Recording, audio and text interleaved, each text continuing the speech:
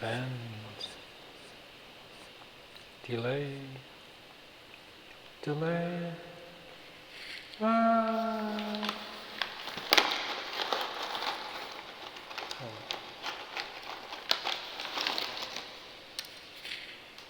Oops.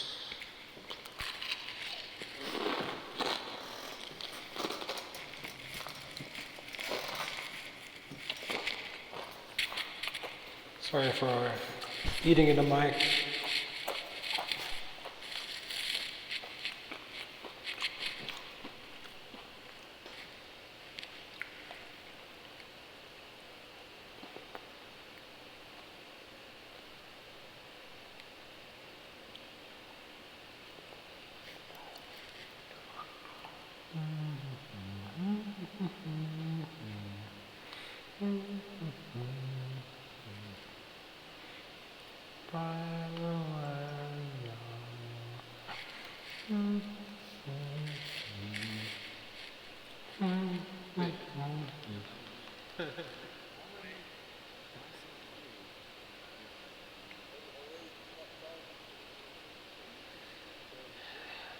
Yeah, you know, I want to make this work and see what's out there.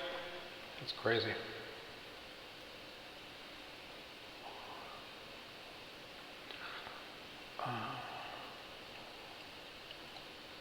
Where's the string? Do I have to make a new string key?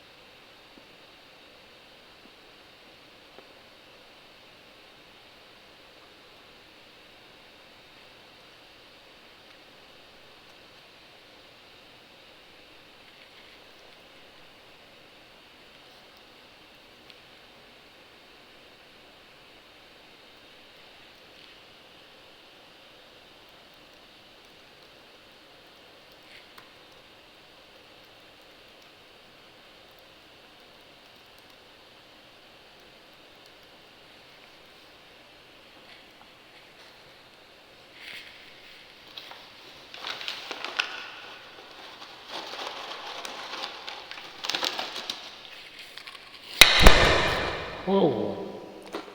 Yeah. Yeah.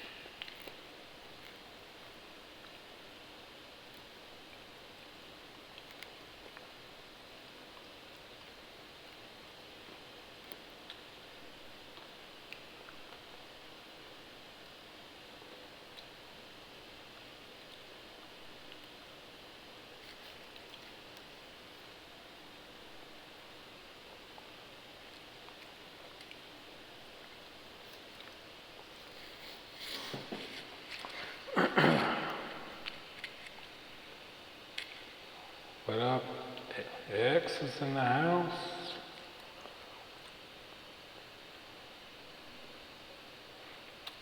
George representing.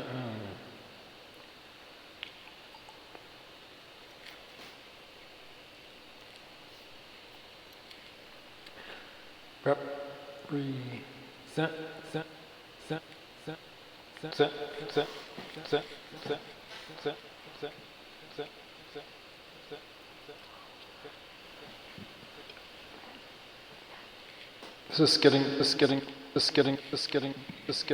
to you guys in stereo? Can you hear the panning?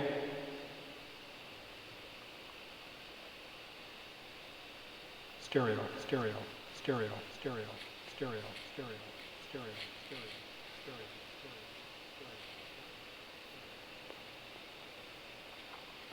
stereo. All right, looks like we're up to 7 people. Oh, we lost somebody. Oh, Dylan, what up? What up? Dylan's in the building. It's time for some mac and cheese.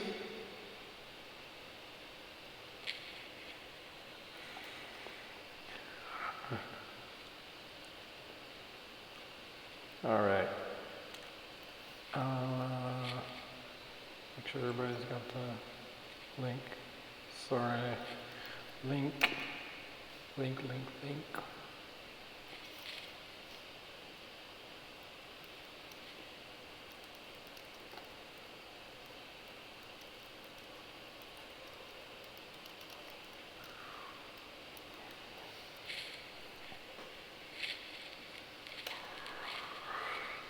Okay.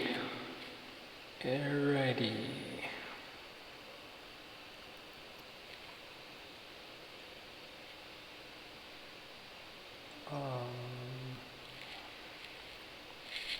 All right.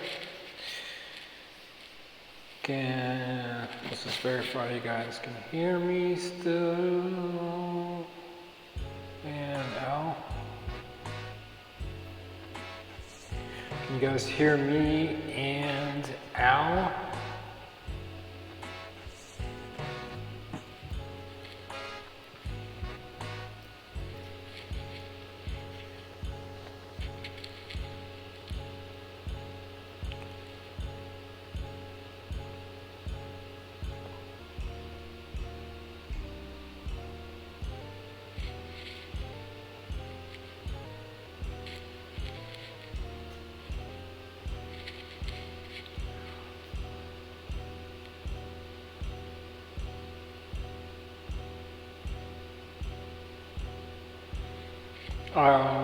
Sorta.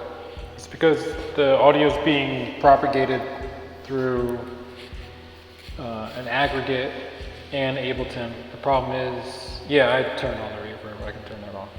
Sorry. How's that?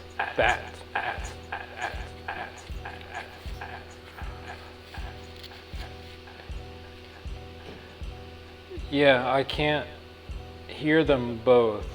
You guys can hear them both, but I can't hear them both. So if I...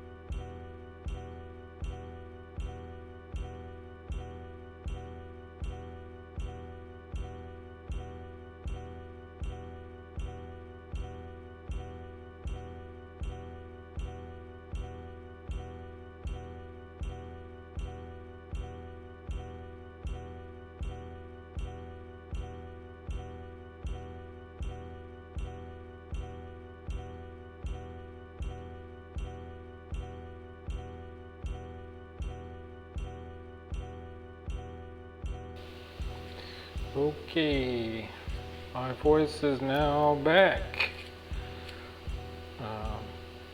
Yep. Okay, X, thank you for letting me know. Just make sure you sign it on the sheet.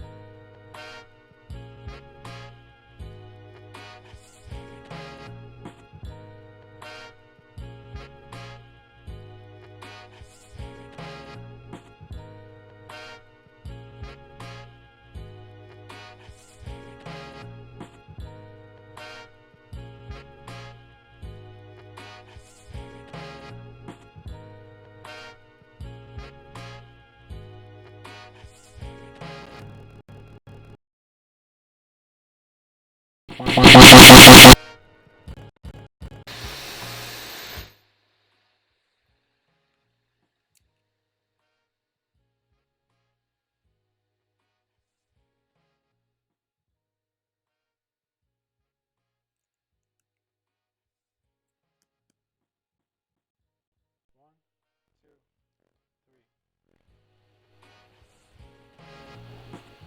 Wow, that just destroyed everything. Whatever that was bad.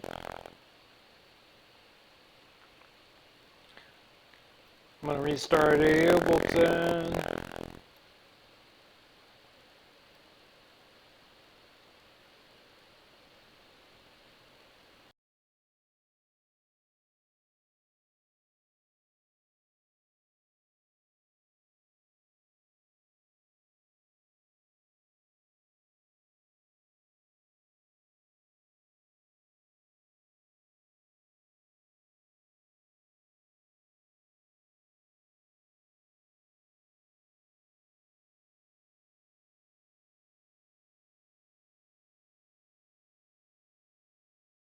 Two, three, four.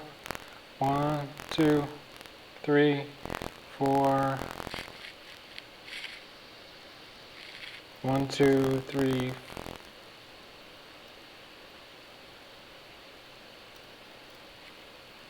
1, 2, 3, 4.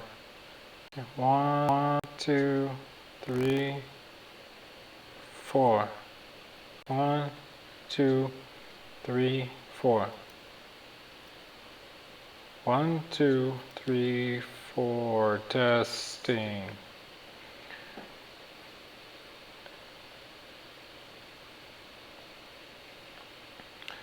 Can you guys hear my voice now? Okay. Okay, thanks. Thanks. Yeah. I don't know what just happened. Like, the microphone just stopped working and then I pulled it out and it caused like a feedback loop. It's so weird. Anyway, I'm not sure what that was about. Let me just make sure. Yeah, you guys can hear me, so therefore you can hear Ableton, right?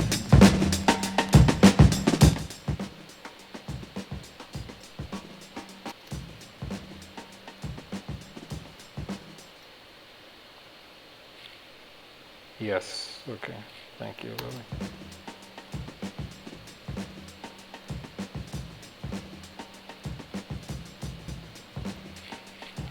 Okay.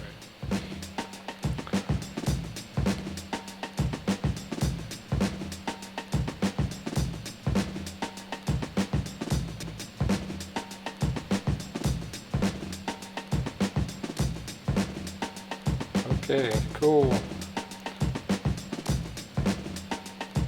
I got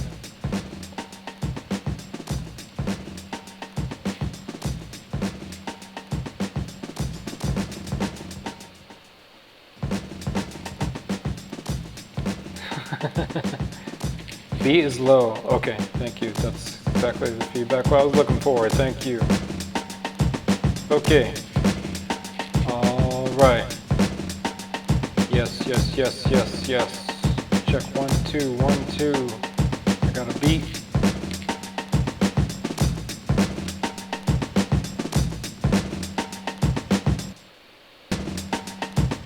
You can hear it okay? Yeah.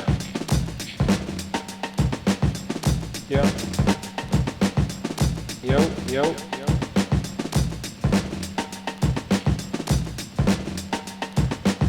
Okay. Assume it's okay. I don't see any complaints. All right. So, once again, I'll ask you guys: is it helpful or necessary for you guys to see me here on the camera? I can turn it off. I don't think it really changes anything, but unless it's helping, I don't want to really keep it there. So, Gucci, okay, sounds okay. All right. I'm assuming I'll leave the camera on, no problem. Okay. Let's get this. Whoops, I'm clicking on OBS. What a freak and old man I am. Like grandpa over here. I'll let you guys in on a little joke.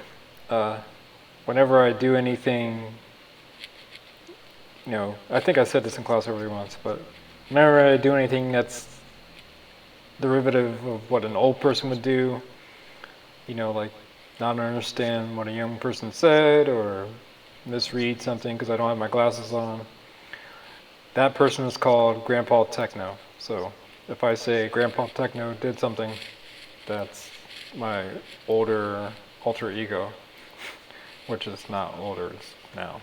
So, okay. Anyway. TMI, Charles. TMI. Okay. So we went through a lot of this interface stuff. It only really helps when we. Oh, okay. I see. Okay.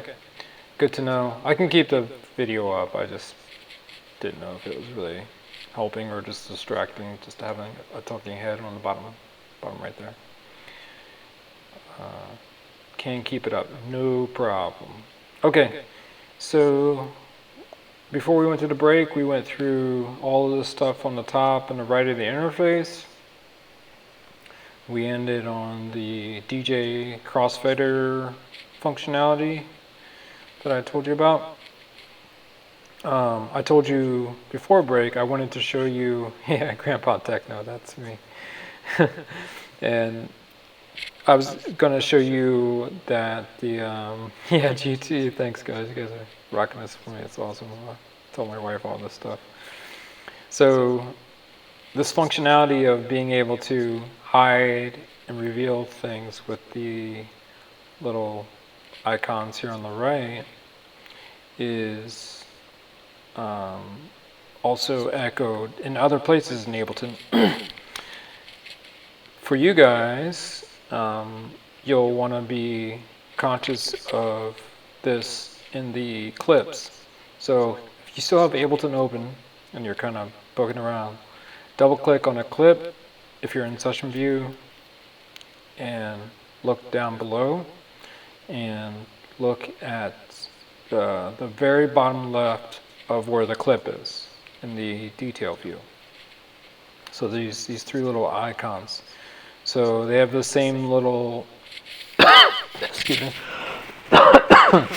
look and feel of these icons over here because they have the same type of functionality. So this one is for launch.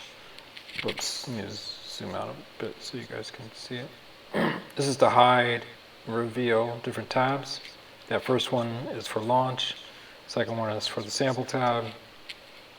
Third one is for the envelopes. I will go through clips in our next class in detail.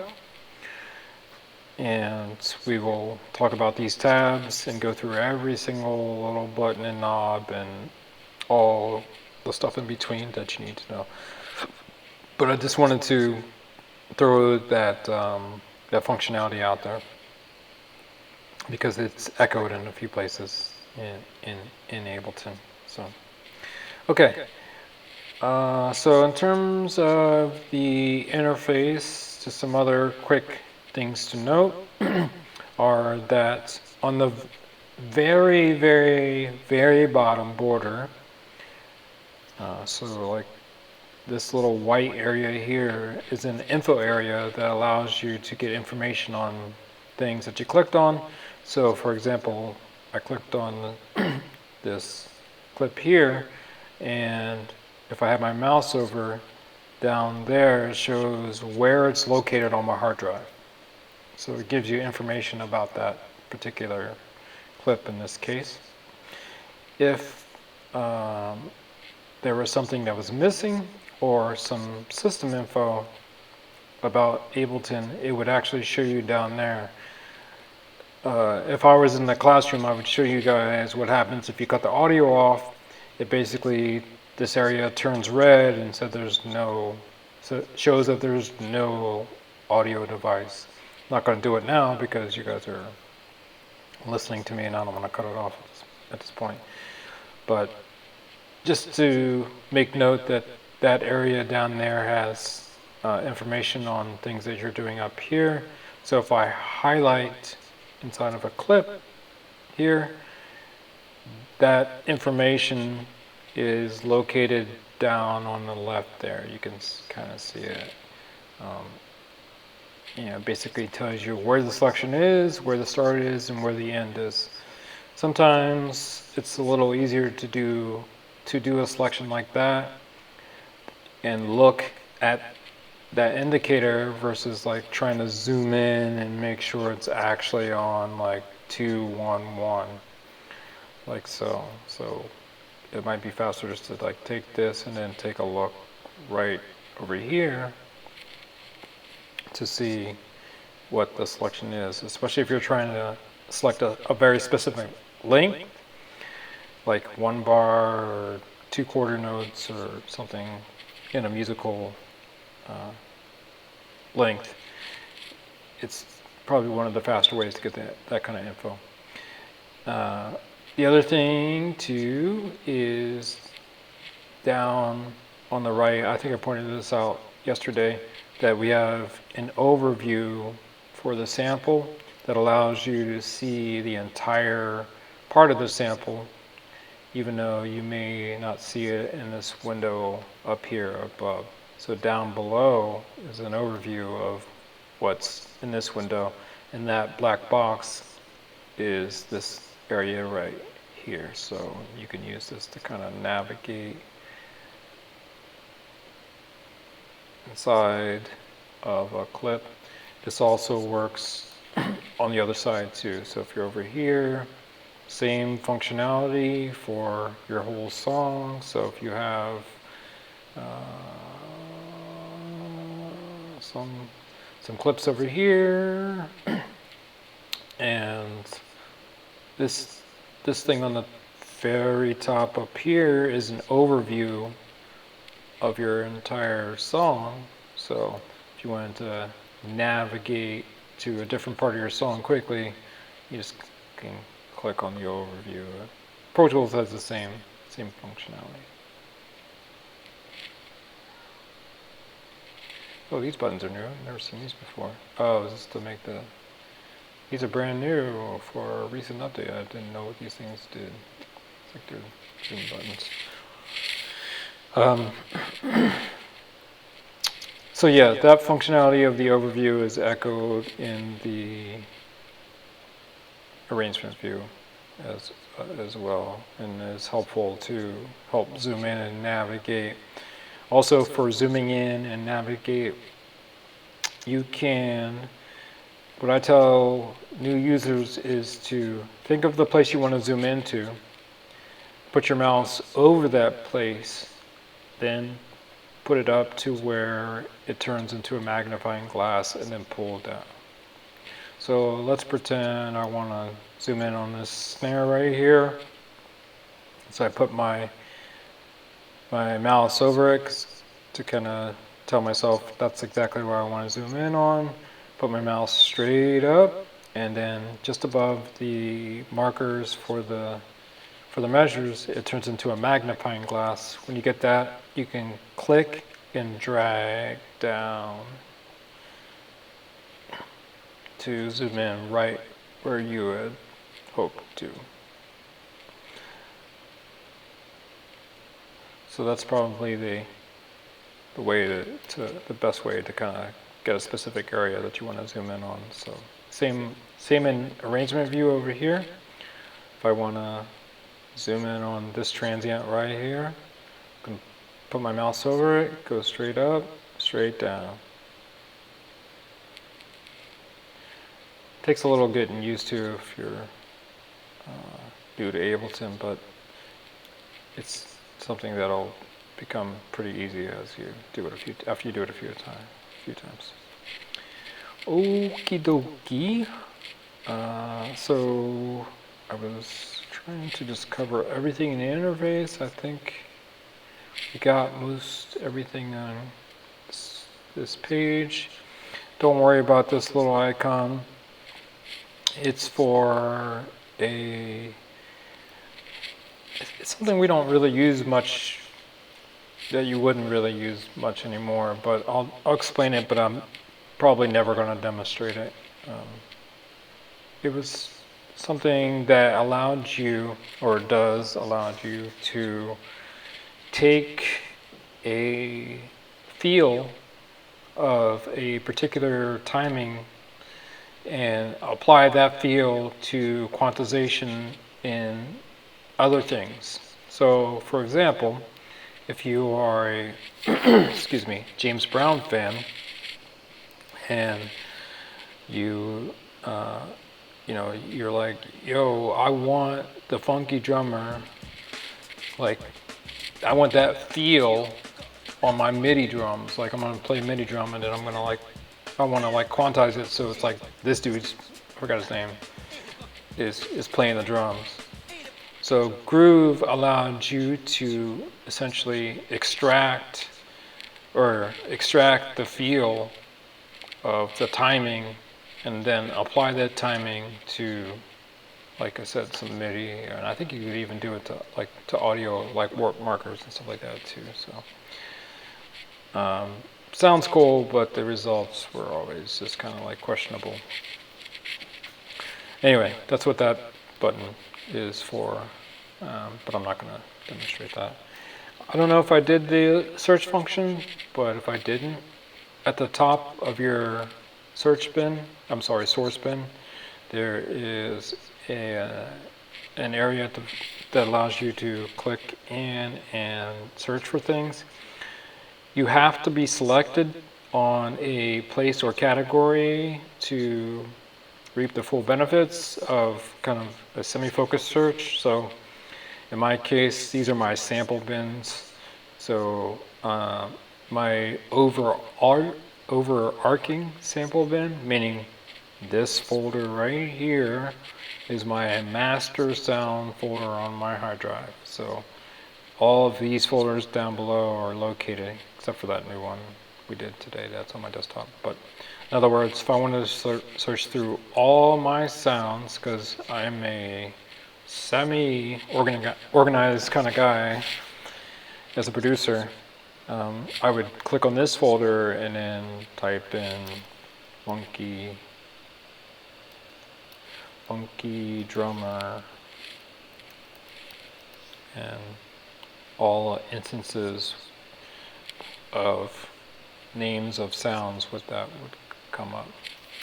So for the thing we did today, if you want to try, is you can click on the sample fodder folder, and in the search you can type in green, as in Al Green, and the Al Green sample and Green Day, Give Me Novocaine will come up as well. I had no idea that sample was in there. Anyway, one other thing to be careful about with the search area here is that it's super common for new users to like start to continue to browse and not clear it out. So you're clicking on things and results aren't coming up because you left this. So you actually have to clear it before you get normal results for like just regular browsing without searching. Okay, two other things, and then I think we can go into the background a bit, go into like the preferences, and I can show you guys how to change the color and stuff like that. One is part of one of the labs for Ableton is to, I think it's called like the Ableton setup exercise. And what you have to do is set up some of these new things called collections.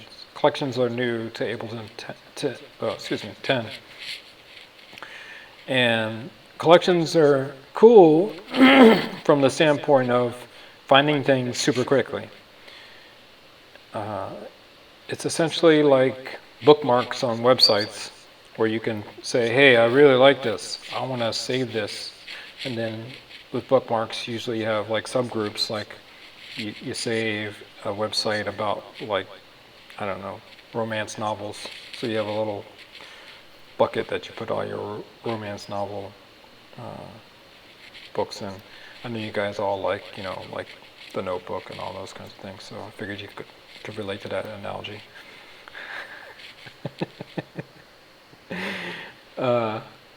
So the way that these work is that you can group anything that you see fit into these collections. They are driven by colors, but you can, of course, rename them to whatever you want. So you can rename them to, like, okay, these are all the effects, instruments, presets, and plugins that I'm going to use when I go to make trap music. So I just put trap set. And what I can do is any place in Ableton where there is an item that I'm going to use, I can right-click it and put it into this grouping called collections. So the great thing is it doesn't care about if it's a third-party plugin preset or if it's a preset from Ableton or if it's random sound or whatever. It doesn't matter. All of it's game. So that's really awesome. You can. It doesn't care about if it's a synth sound or whatever. Oh, there's my snitch. Thanks, snitch. Keep snitching, all right? Cool. Yeah, I gotta, check in with my snitch every now and then. So I just added. I went to a random sound. Actually, let's do it on the folder that I sent you guys. So I clicked on the sample fodder folder. Let's go into miscellaneous, and I'm going to two-finger click on Al Green, and I'm going to add him to trap set.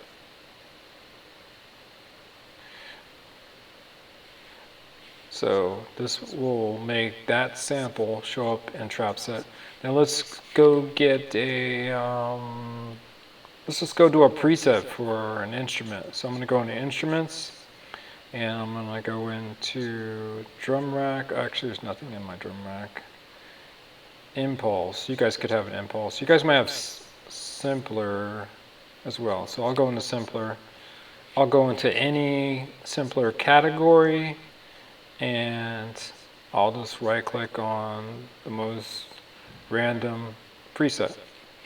So now this preset is part of my list. Now let's just say if it's an instrument that I was interested in having in my trap music duffel bag, then I can just go right to the instrument itself and do the same thing. So this is just like a generic version of the instrument, not a loaded preset, kind of like a blank preset or whatever. So yeah, you can see I can go to sounds, I can go to presets. They can be third-party plugins, which are here under the word plugins. And you can, these are, there's my Waves plugins. Here's my Abbey Road. And yeah, I just chose, there's my cat's getting fed again.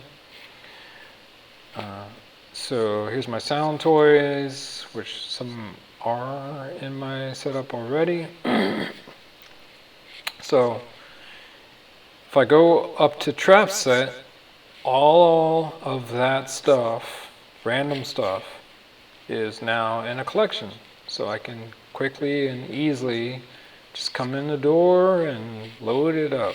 I don't have to go through any menu to find any of these things that I use all the time. So the idea obviously is that you use things that you're going to use over and over, or that you use in every track. I have a lot of those kinds of things. I think this is my kind of official collection at this current time. I told you guys I do a lot of things outside the box, but when I'm in Ableton, these are kind of like my quick go-tos. So I'm always using the amp, a plugin, which I showed you guys yesterday, the auto filter, always, the pan, a ton, the drum bus.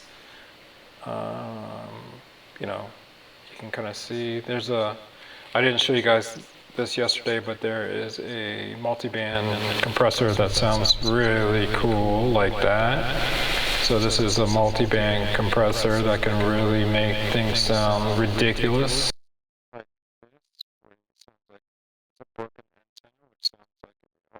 Out, or if I don't want to make it sound like the audio is cutting out, I can do over compression like this, so it sounds like I'm a radio TV personality broadcasting to you live from One World Trade Center. It's the Charles Noel Grandpa Techno Show. All right, ha ha ha ha. Okay. getting jiggy with it. Anyway, that was a little tangent, but yeah, this is my official list of things that I keep in a collection. So one of the labs, I think might be the first or second lab for this week, was that you would do this and then take a screenshot of it, which you can see it just took like 2 seconds. Just go someplace, right click, add, that's it. Maybe we'll walk through that one tomorrow. So you guys, for people who got Ableton, you can kind of get something, quote, done. All right. So that was the first thing I wanted to show you, was the collections. The second thing I wanted to show you was the yeah. No, this is not Corona Central. This is like as far away from that place as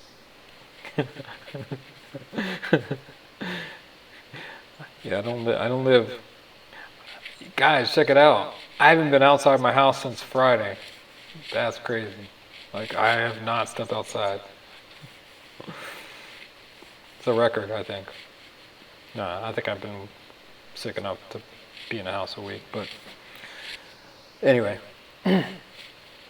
Still a long way to go with this, right? So the other thing I was going to show you guys is that you can preview stuff, and you can kind of see when you go to preview stuff what the waveform looks like. So if you go to your sample folder, which I'm going to now, let's go into drums, because everybody likes drums. I'm going to go to, yeah, I guess it is, NYC is. So you can see down below this preview of the waveform. The reason I want to point this out to you guys is that if you don't hear the preview, you have to turn on the headphones, which I pointed out earlier tonight. But the other thing is that you can actually click to a certain area and start the preview there. So if it's one of those things where you imported like a 4-minute song and you're just trying to get the drum breakdown in the middle of the song at like minute 2, you can kind of, for your preview, even just like jump to that part by putting your mouse over the waveform and clicking. So that's just kind of a preview tip there. All right. So I think for now, we're good to go and look in the background at some preferences, which should definitely put you to sleep if this hasn't already. Whoa, what the hell was that? Get my zoom back.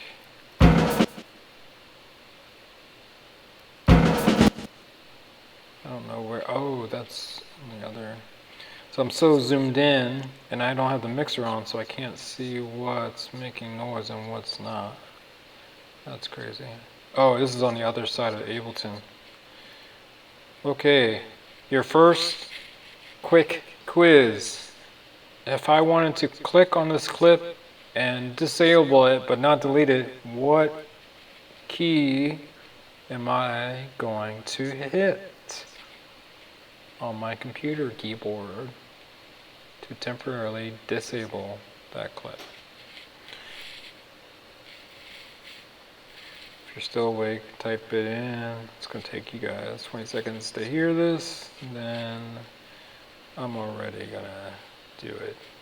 But I'll tell you if you're right as I go into the background here.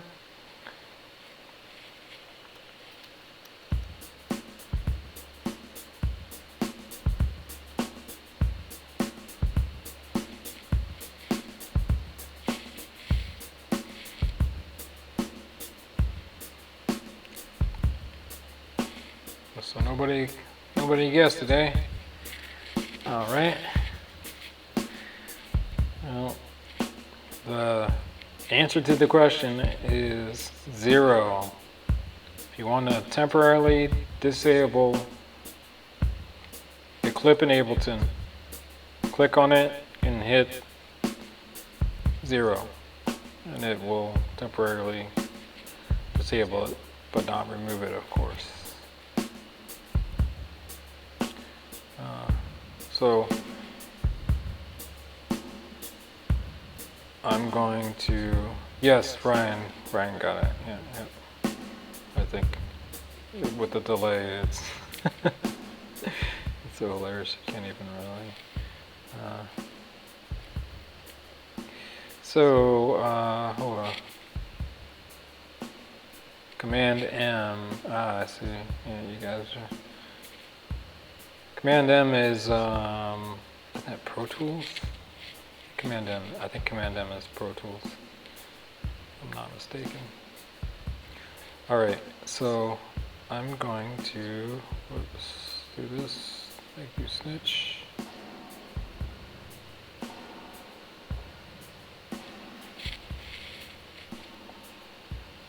Okay, so I am going to talk about some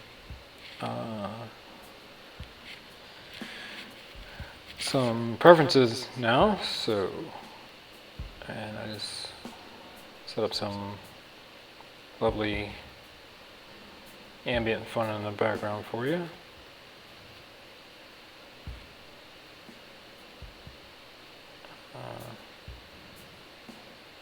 So, I wish I could zoom in a little bit on this. There we go.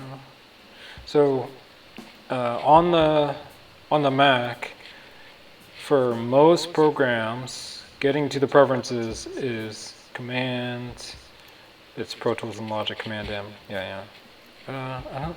Command M in Ableton is for the MIDI thing. Yeah. So. Preferences are Command, comma on almost all Mac programs. So, Command, comma should bring up one of the very few pop-up windows. Remember, I told you Ableton has almost no windows that pop up out of the main window. The exceptions are the preferences and third-party plugins. So there's a preference window right there, and a third-party plugin window looks like that. So that's another window there too. But back to the preferences. So starting at the top, look and feel. So Ableton. I'm not going to go through a ton of all of these, but we'll touch on the more important ones. So for the look and feel tab, one important one is the follow behavior, which allows you to switch between scroll and paging.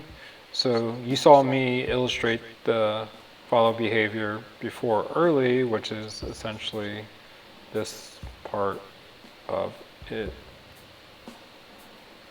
So right now it's set to page, which means when it gets to the end, it flips to a new page instead of scrolling. If I set it to scroll, you see that it went to scrolling instead of page. So if you're a producer that has a preference, that's where you change that. So I'm going to skip over, wow, some of these are new. I don't know what pen tablet mode is. I don't know what that is. They just recently upgraded to a new version of 10. It's like 10.2 or 10.3, I'm not sure. Zoom display I showed you guys this before. This is a way to kind of get more real estate out of Ableton in terms of what you see in the Ableton window. So I have it zoomed in so you guys can see things much easier, especially in streaming. It's really hard to see things on a small screen. So I usually zoom in if I'm teaching, but if I was, not Grandpa Techno and didn't need glasses, I would have it like way out here or something like that. So you can see, you have a lot of room here. You can have way more tracks, and you can have all of the sends and returns and all that stuff visible without any crowding of the interface. So it's really handy if you can afford it. But like I said, for you guys, I just want you to be able to see everything, so I'm gonna have it obnoxiously big. Maybe not that big. I'm gonna dial it back a little bit. How about like there? Maybe even a little less. I think I had it like 130 before. Okay. So zoom display again kind of gives you more real estate on the. Oh, that's weird. I would do that. I went full screen there for a second just to see if it would resize the screen for me. Okay. Okay. Blah, blah, blah, blah. Zoom, I just showed you. Don't worry about any of this, tracks and colors, not important.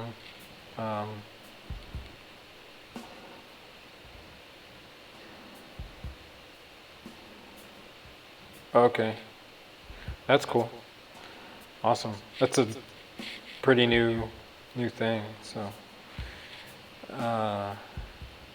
Which is weird because this won't run on a tablet, but I guess if you have an interface that supports that, then that would be good. Thanks for digging that up, Shades. Appreciate that. Keep it up. So here's where you change the color. I keep things light because it's a little easier to see things because the contrast is so high. But yeah, the brightness can be a bit much at times. But you can essentially change kind of the darkness here, and then if you want to give it like a hue or intensity, you can go down to where it says color hue, brightness, and color intensity here, and it kind of fades through like different types of colors. So if you're trying to look cool on stage and you want to like match your outfit to your Ableton, you can dial in some kind of nice flamboyant color to match your outfit while you're performing. All right, you get the idea. I usually, again, keep it light because for teaching, this high contrast, the white with the black, makes it so you guys can see things better. Okay, next tab, audio. So this is an important tab. This is where you can control all the inputs, outputs, and any interface that's outside of Ableton that you're hooked up to, like an Apollo, and you want to make sure Ableton's ready for it. This is the place to do it. There's the audio engine or driver, which on the Mac, I've never seen anyone use another driver. But I guess if you use outputs for the device are available here. If you have anything hooked up to your computer, it should show up here if your computer is accepting it. If you don't see it here, then of course your computer is not seeing what it should be seeing. You should go out to your computer and fix it before you try to fix it in Ableton. So I've chosen a Pro Tools aggregate in this case, which I showed you guys, is this. To try to get all this stuff to work together, I had to make an aggregate device that combines a number of devices, which there's no other way to do on the Mac. You can only choose one device otherwise, that's what I'm saying. Okay, so if you hook up a device and you choose it, you still have to configure it to Ableton, because some hardware devices will take channels and they may group them automatically as stereo or have them all be mono, and you may want to treat them one way or the other. So one example is if you're doing a stereo recording and you have two mics, you want to make sure that those mics, you might want to make sure that those mics are both being treated as a stereo pair versus like two mono pairs. In Ableton, to configure your inputs or outputs, you click Input Configure, and then you can tell Ableton how to treat particular inputs. You can use both, obviously, so I have it set up so Ableton can either pair outputs or use those same outputs as individuals. So if I go to look at my options I shouldn't click on that one, I guess. Let me cancel this real quick. So if I go to look at my options for inputs or outputs, you'll see there's stereo input pairs and mono pairs, because I've chosen to have all as an option. So if you're not seeing a pair, or if a pair is showing up as two monos, you have to go into the preferences to tell Ableton that they are indeed a stereo pair. So another thing to illustrate the point is that my Pro Tools aggregate actually has 8 inputs and outputs. So if I go over here, this is my aggregate, and there's 8 inputs and 8 outputs. But in Ableton, I've only enabled 6, because actually that was actually the original number. So that's why when I click, I don't see all 8, because when I chose that input-output device before, there was only 6 available. So all this is to say that if you're working with an interface and you're trying to see inputs and outputs, make sure you hit this input config to be able to enable inputs and outputs that you may not see in your listing. All right, moving on. Sample rate, you know what that is. I don't see any reason to change it unless you're working on a video project that requires a higher sample rate. I said all this stuff when we started Pro Tools.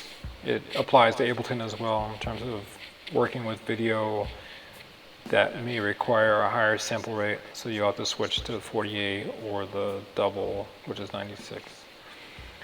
Otherwise, in terms of keeping your computer happy and being able to calculate things in real time without crashing, it's best to leave the sample rate down.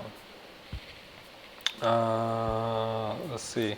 You know what the buffer size is all about?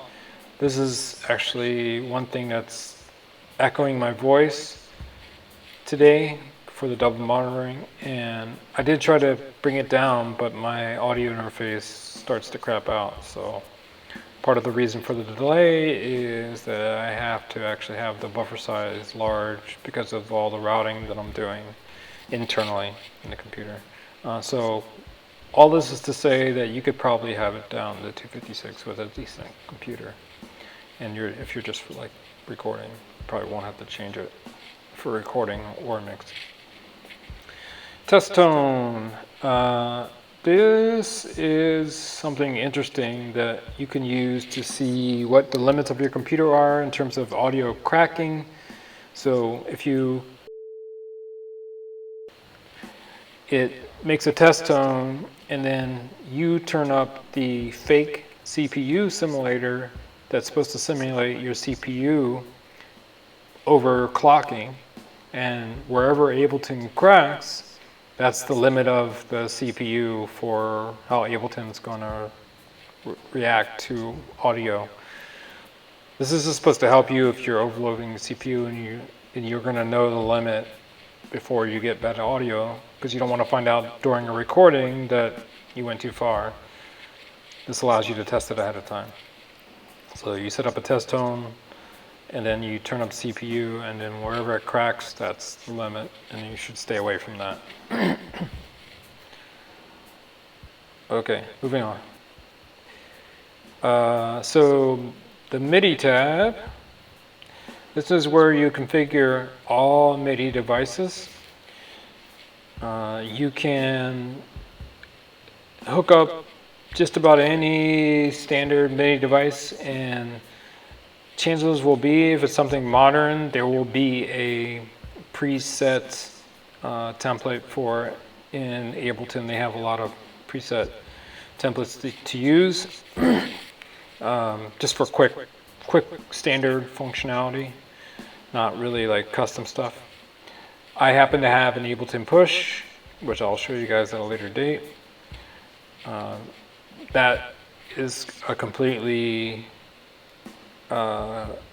transparent controller, in the sense that it's every knob and switch is automatically assigned. There's no need to do any assignments or configuring, but any other MIDI device is compatible with Ableton. You just have to take the time to configure it. So this is where you do that.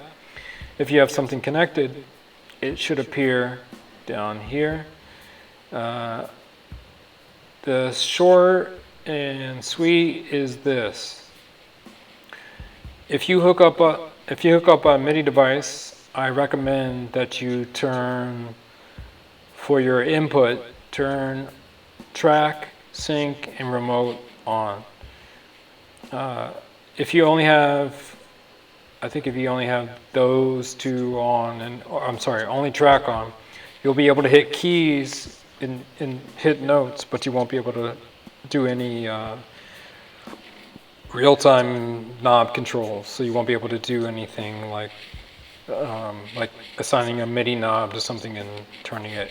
You won't get the data. So just turn track, sync, and remote on if you're not able to have a fully functional MIDI controller. Okay. Don't need to explain much more here. It's pretty straightforward. Okay, going into system preferences for the computer, or for the software. So you can take any live set that's currently open and set it as the default live set that opens. Just like Pro Tools, you can have recent sets accessed via the file menu. Pro Tools has a very similar feature. In Ableton, though, if you want to have, if you only make trap music and you don't make anything else with Ableton, you just want to have all those instruments that you always use in there. When you open it up, you can say, hey, save this current live set as default, and everything will be loaded up as it is right now when you open up Ableton every time. And you can clear that out if you're like, okay, cool, I'm done with trap, it sucks. That's right, still going. So create analysis files it's the ASD file that I mentioned earlier tonight. So I mentioned that Ableton tries to automatically analyze audio files that comes in.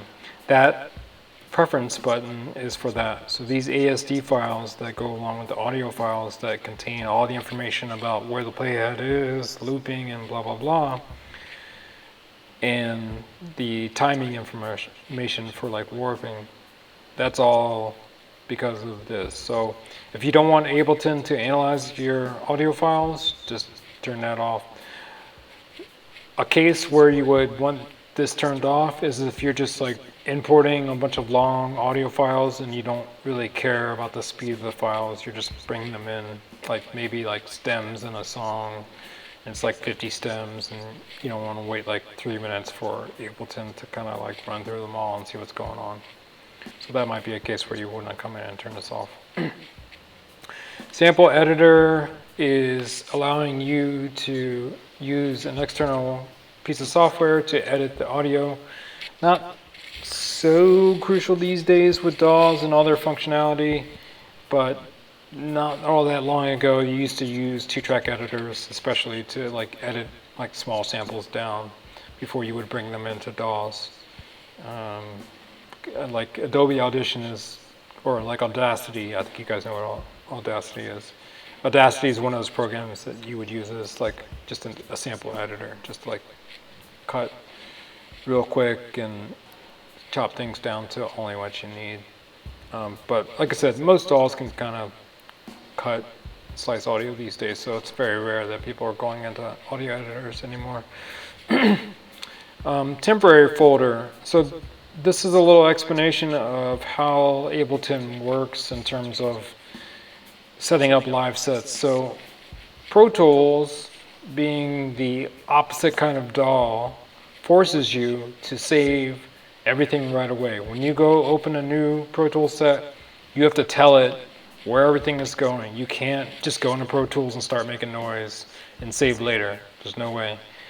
They force you to save everything right away and put it into a directory. There's some benefits to that for sure. But Ableton's the opposite. It's a little more like your hippie roommate that, yeah, yeah, right, yeah. Jason, that's a good one. Yes. Because it's free. That's right, free 99. Wrapping all over. Everything is free. And isn't Reaper free, right? So yeah, so Ableton is more like your hippie roommate in the sense that it's just like, yeah, dude, it's cool. Come on in. Let's jam. Let's do something. Don't worry about saving. Just keep going.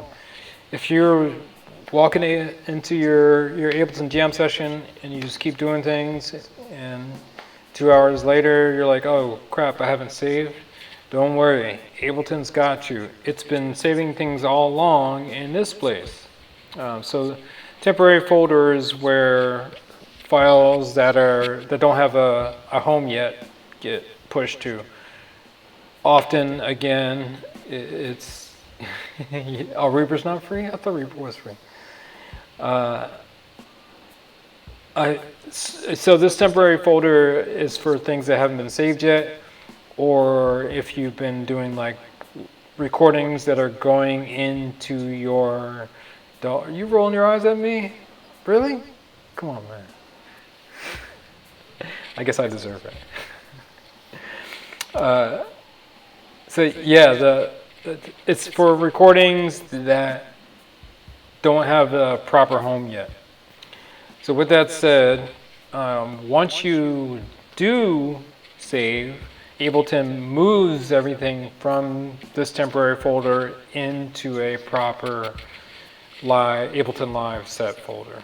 But until then, things exist in this temporary folder. So all of this is to say you should put this folder on a drive that is connected to your computer permanently, not like a plug-in hard drive that you're going to run away with every other hour or something. Should be a permanent place on your computer. Max for Live. Let's hold off for Max for another day. I'm going to go into Max a little bit deeper than we have the time for it, not right now. So, caching, every DAW has this. Yeah, just I wouldn't really change it for what it is. Yeah, it is true. Every DAW should actually have it like that, and they probably do. But again, Pro Tools is like your conservative cousin that, you know, does things by the book. And Ableton is like your brother that's been in the basement smoking pot since he got out of high school. Anyway, so moving on to another tab, library. So Ableton's library is like where it keeps like all the presets and extra live packs and things that you see here on the left hand side, and things that you add later, they get put into the library. So you may want to tell Ableton where to put those, and it gives you the option to. Yeah. Okay, we'll keep going. After library, we're going to plugins. So for plugins, you have some flexibility in terms of what you use. So for Pro Tools, you're pretty much stuck with AAX or RTAS. I'm not even sure if they're supporting RTAS anymore. For Logic, you're stuck with using audio units because Apple invented audio units and they own Logic, or they make Logic, so they don't want you to use any other third-party plugin options. Ableton is somewhat agnostic on the plugin front, so you can use VSTs and audio units, and my guess is in the future, if any other plugin formats come into popularity, that Ableton will support those as well. But for now, it's just the two more popular ones, which are audio units and VSTs. So you can use either, and if you buy a plugin that is either format, I recommend installing both, because sometimes you'll see that the audio unit runs a little smoother for whatever strange reason than the VST, or vice versa.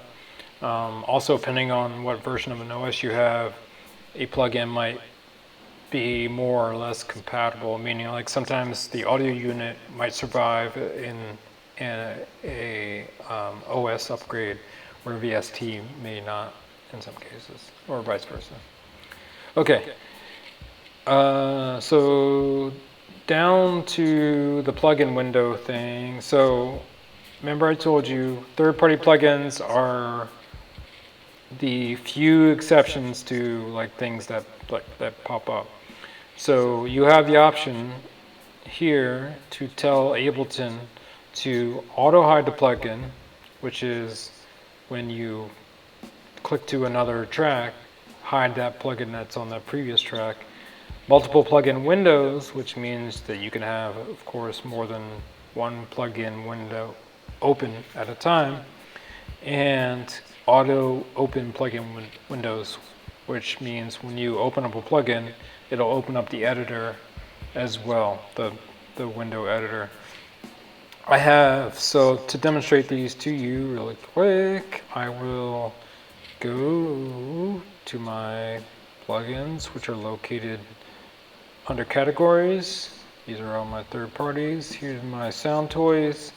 So if I bring a plugin over, and the window for automatically opening it is turned off, it just stays in the Ableton default here, which is just, I can access some controls here. They change it about every other version, but it used to be that you could get all the functionality of a plugin without opening up the editor window. You could just open up this and see the Ableton version of like all the knobs and switches that exist on this. So here's the plugin window. So I opened up the plugin window with this little wrench here, and so actually, yeah, this one does basically only have 3 controls, and they are right there.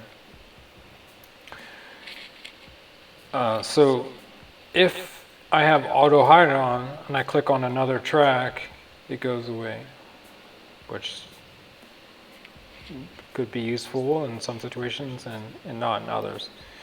And then the other one is multiple plugins. So I'll turn off auto hide for a second so you can just see that this just stays open, and then if I put another plugin in another place, then I can actually open it up and have multiple plugin windows open.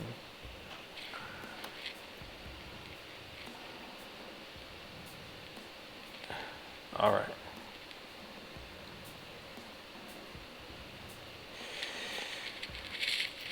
So, finishing up the preferences, let's see. So this is all when you're recording instruments in, so if you have like external instruments that you're trying to record into Ableton, this is where you configure how and what it's going to record to. Leave it on Wave, because that's the way to go these days, no matter what platform you're on. Leave it on 16-bit, unless you are doing something for video, or like video or film, I guess. If you want to set the count in for the metronome, you can do it here, but you also saw earlier, you can do it over here where the actual metronome is. And this one's an important one.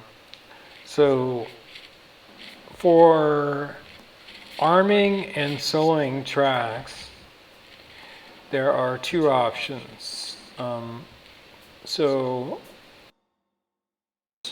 some producers like to have multiple solos, so they can like solo like 3 random tracks and kind of compare them against each other. If you have exclusive chosen, then only one solo at a time can be chosen. So if I do this, and now if I here, cuts the audio off because now my solo is exclusive. It's kind of like modern dating. If you're trying to be in an exclusive relationship, you just click exclusive. I bet you guys like that one. Now you're awake, right? So you can choose exclusive for ARM and for soloing. Arming obviously is arming to be recorded. That could be audio or MIDI, by the way. Record session automation and oh, that's cool. I didn't know you could. This is new.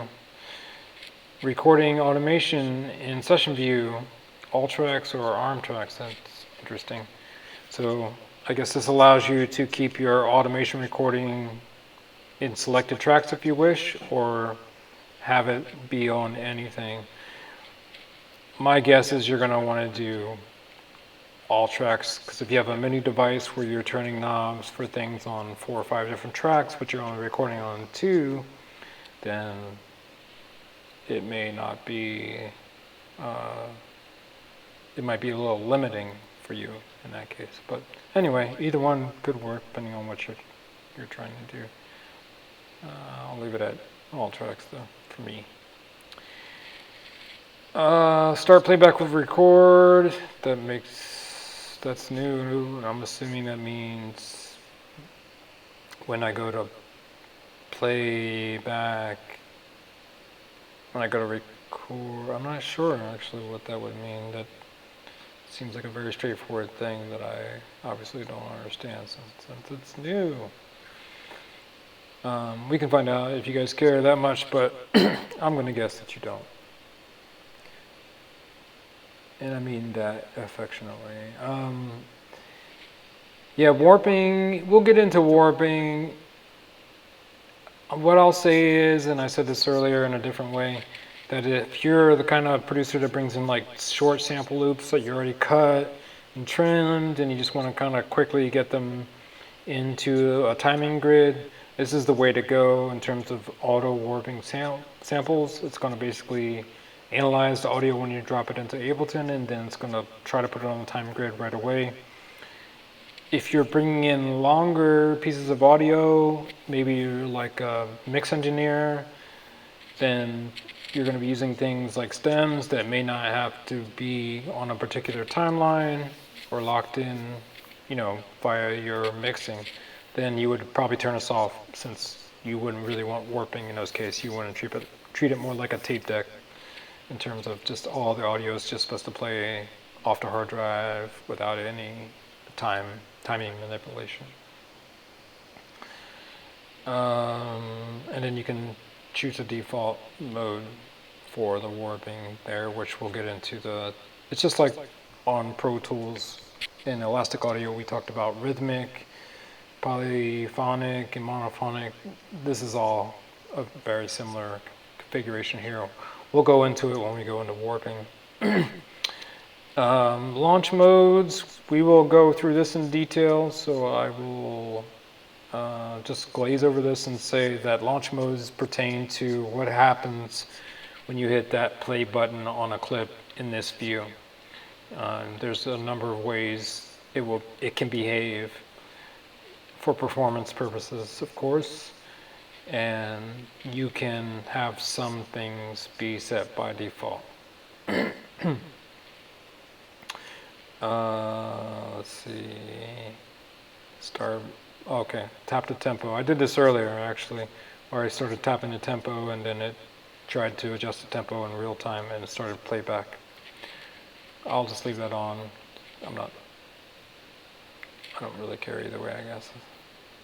All right, I think one more tab is left here. And we can call it a night after this, since it's almost time to roll. 10 minutes anyway, or about 15 minutes, but this will kind of take us through the whole interface part of everything, and I can make a clean break for tomorrow's topic, which is clips. And I can give you a preview of that if you want.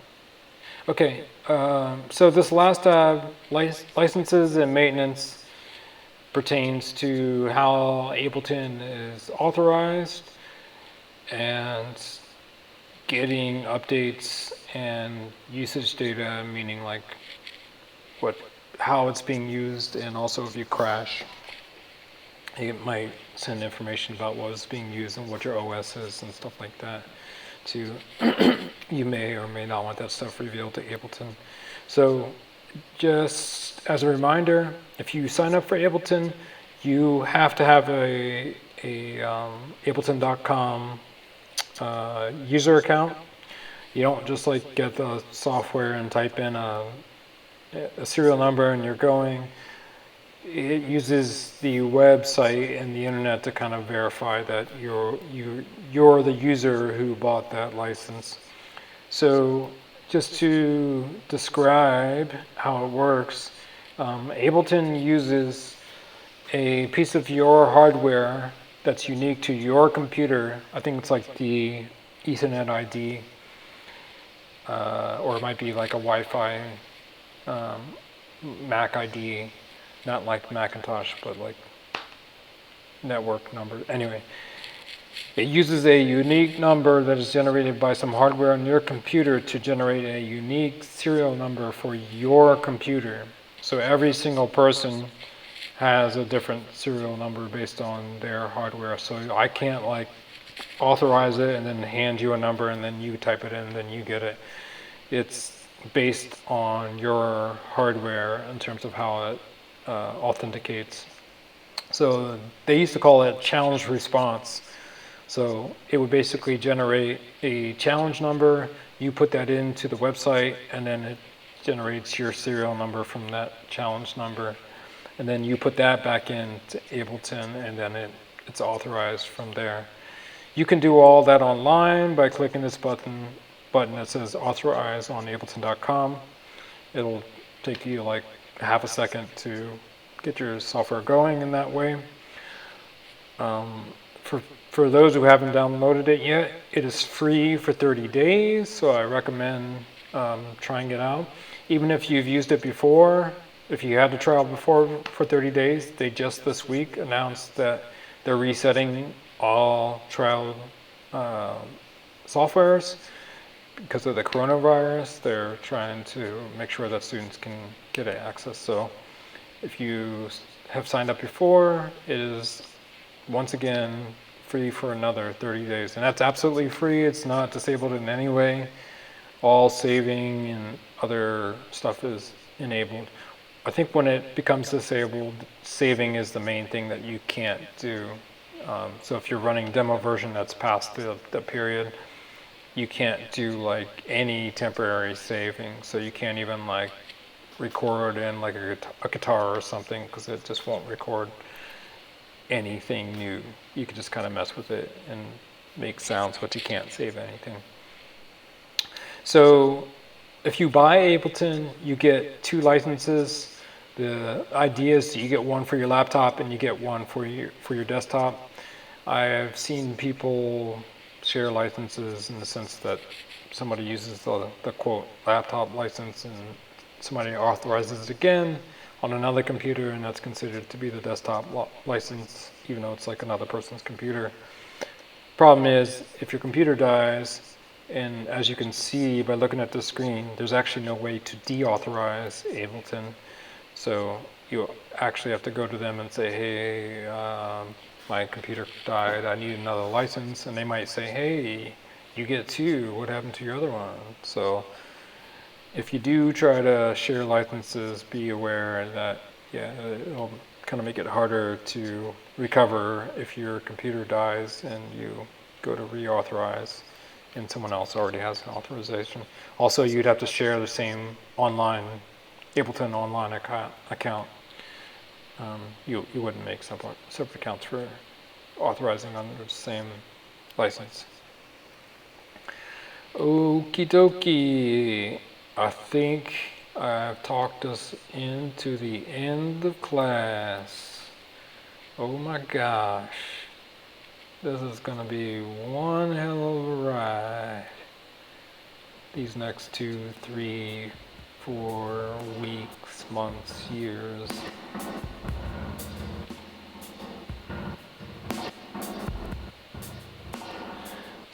So, who's awake?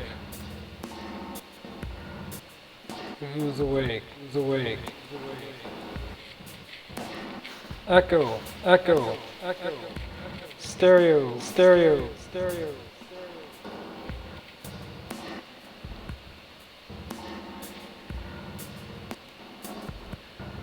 You guys want to hear something cool? Check this out. Let's see if I can find that weird.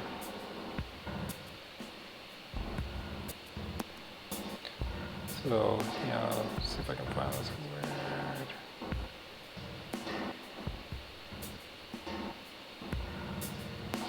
It's just the.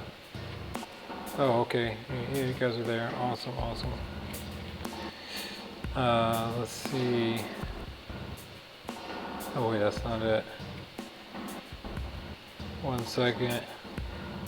Trying to find this cool effect I was gonna play for you guys, but I can't find it right now. Damn it.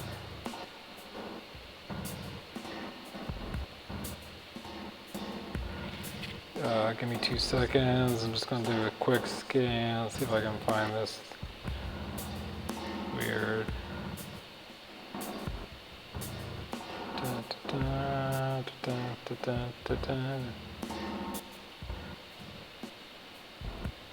I don't see it here. Just trying to make my voice sound like a freaking total talking head. Anyway, we'll find it for next time. Okay, let's go over to me over at Google. Oh, there it is. Here it is. This is the thing I was going to put on my way. I can do it next time though. This is it. Hello, I am your instructor, Charles. I am a robot. You can see that I